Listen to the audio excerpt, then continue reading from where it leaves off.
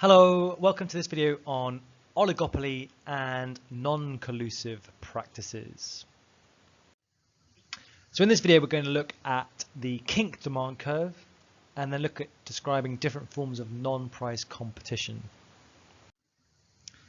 So let's remind ourselves of what we mean by an oligopoly. So here we have a market that's dominated by a few large firms. They have a high market concentration ratio. Each firm uses to brand their similar products but slightly differentiated. They often have high brands. There's higher barriers to entry and exit. And importantly, the firms are very interdependent. So the strategic decisions of one firm influences the other, and they know what each other are doing and take account of those decisions. So we said here, interdependence is important. Strategic independence means that one firm's output and price decisions are influenced by the likely behavior of competitors. Because there are only a few sellers, each firm is likely to be aware of the actions of the others. Decisions of one firm influence and are influenced by the decisions of other firms. And this brings us on to the kink demand curve, which goes to show that even if businesses aren't colluding, even if they're non-collusive, we still might not expect them to compete much on price and end up finding other ways in which to compete. The kink demand curve diagram is down here on the right hand side. As you can see, it's called the kink demand curve because we're going to generate a demand curve that has a kink, has a bend in it. And we're going to look at the derivation of this. How do we get to this diagram now? So a business in an oligopoly faces a downward sloping demand curve. We know that. But the price elasticity of demand, the change in demand when they change price, will depend on the likely reaction of rivals to changes in the firm's price and output, because they're interdependent. So, in one scenario, if we were to increase our price, we would assume that rivals would not follow this approach. So the firm doing that is likely to lose a lot of market share, lose a lot of demand. So raising our price will lead to a relatively elastic response in demand and will lead to less revenue. So what we might do is we might consider reducing our price. But here rivals will know this, they see our actions, and rivals will probably match our fall in price so that they don't lose market share. So in this situation, if we cut price, we're unlikely to see a large increase in demand. So a fall in price and not much of an increase in demand will lead to a fall in total revenue. So if we raise price, we're going to lose customers. If we cut price, we're not going to gain a huge amount. So let's see how this impacts into our kink demand curve analysis. So let's just start with the theory that firms in the market are settled on a price P1 and a quantity Q1.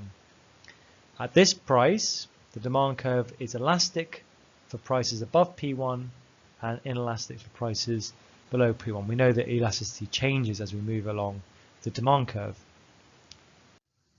Okay, so let's have a look. If we raise our price above P1, what's the likely reaction of other firms? It's likely that other firms will hold their price at P1.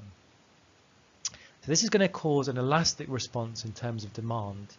If I raise my price from P1 to P2, I'm going to lose a lot of demand. I'm going to lose a lot of customers, a lot of market share, Q1 down to Q2. So I face quite an elastic response when I raise my price.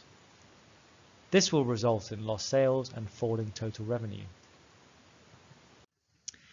However, let's have a think about what might happen if I was to cut the price. If I cut the price below P1 to P3, what is going to be the likely reaction of other firms? Well, they're not going to want to lose market share to my business. If I cut my price and they know it, they can see it, the likely reaction is that other firms are going to follow suit. They're going to follow suit, they're going to reduce their price. Now, if I reduce my price and everyone else has reduced my price, am I going to gain many customers? Not really. I'm not going to gain many customers Q1 to Q3. So cutting my price has actually had quite an inelastic response.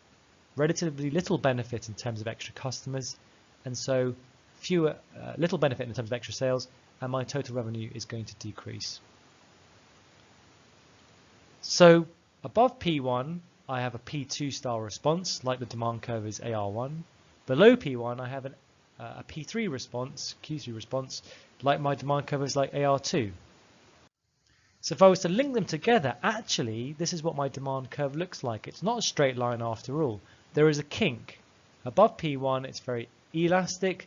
Below P1, it's very inelastic because of the way that my rivals will respond to my change in price. So for oligopolies, for oligopolistic markets, they're likely to have a demand curve that kinks at the kind of current market price. Now, what does that mean in terms of the marginal revenue curve? Well, remember, the marginal revenue curve is half the gradient of the average revenue curve. So for this part of the curve, half the gradient would be this blue line. But for this part of the curve, AR1, half the gradient would be this blue line down here. And so we can see that actually the marginal revenue, there's a big jump at the point where we move from elastic to inelastic and we cut our prices. We basically, when it's elastic, we go to contributing more to revenue when we cut our price. And as soon as we move to the inelastic part of the curve, when we cut prices further, we're actually reducing revenue.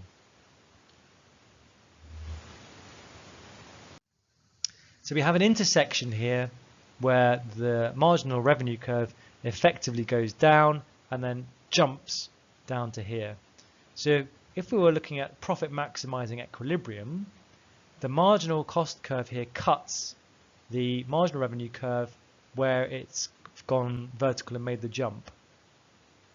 So this would still be our profit maximizing level of output here at this level of output, and this would still be our market price.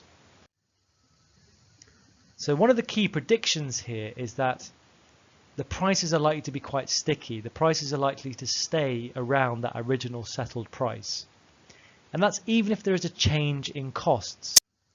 So for example here, marginal cost curve 1, the profit maximizing level of output is here and the price we would charge is here.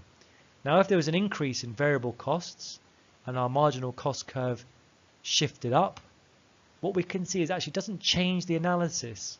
The marginal cost is equal to the marginal revenue still at this level of output and would still give us a price here.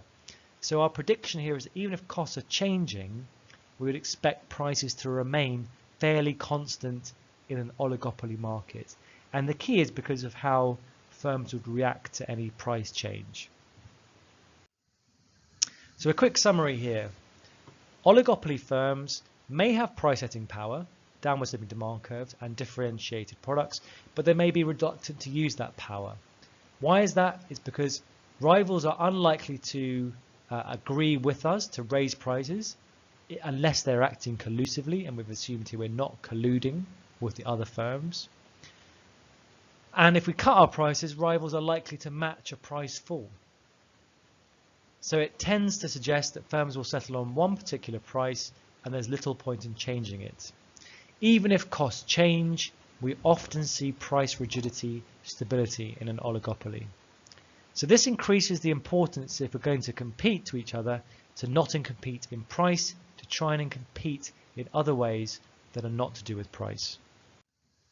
And we call these other forms of competition where we don't compete on price, non-price competition. So instead of colluding, agreeing higher prices between us, what we might do is take part in non-price competition. And this involves mainly advertising and marketing strategies to increase consumer demand and develop brand loyalty. So some examples of non-price competition. Innovation, coming up with better quality products, may attract more customers. The quality of customer service, including after-sales service.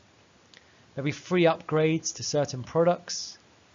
Loyalty schemes, loyalty cards, is a very common form of non-price competition. Trying to create a brand that develops customer loyalty, or maybe some sort of promotion. Now these might be ways in which we can attract customers and compete with other rivals without having to change our prices within the market. So in this video we've looked at the kink demand curve and why businesses in oligopolistic markets tend to have a kink demand curve. And secondly, we've looked at the fact that, well, if firms are not going to compete on price in an oligopoly market, how can they compete otherwise? Well, they can engage in forms of non-price competition. That's it. Thanks very much for listening.